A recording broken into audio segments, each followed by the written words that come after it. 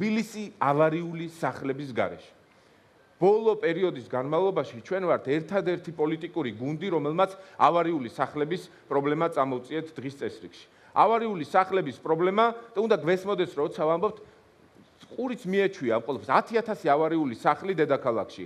ოღონდ 10,000 ავარიულ სახლს როცა ვამბობთ, მაგალითისთვის, როცა ჩვენ ვიყავით ვაზისუბანში, დიდ დიღომში და სხვადასხვა უბნებში, ერთ სახლად ითვლება 9 სართულიანი კორპუსი, სადაც 10-ობით ოჯახი ცხოვრობს და 100-ობით მოქალაქე და ბავშვი.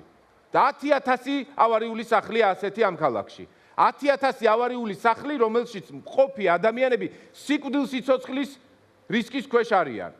ამ დროს რეალური გადაწყვეტილებები, ადგილმონაცვლეობა, ჩანაცვლება, ავარიული სახლების გამაგრების პოლიტიკა არ არსებობს. გამოყოფილი 20 და 25 მილიონი ლარი არის სასაცილო თანხები.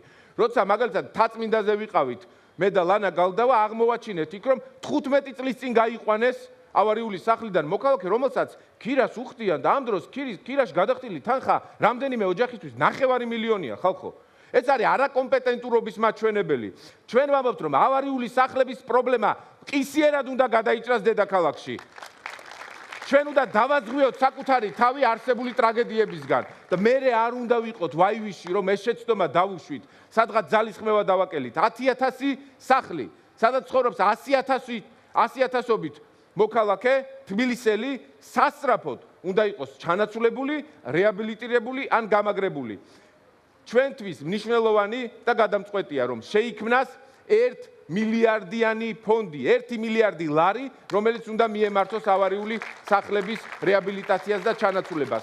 არსებობს ევროპული ფონდები, რომლებიც უჭერენ მხარს ჩვენი მდგომარეობაში მყოფ მსგავს სახელმწიფოებს და ეს არაერთხელ, ეს მხარდაჭერა არაერთხელ მიგვიღია, მაშინ როცა კარგი ურთიერთობა გქონდა ევროპულ დასავლურ სამყაროსთან.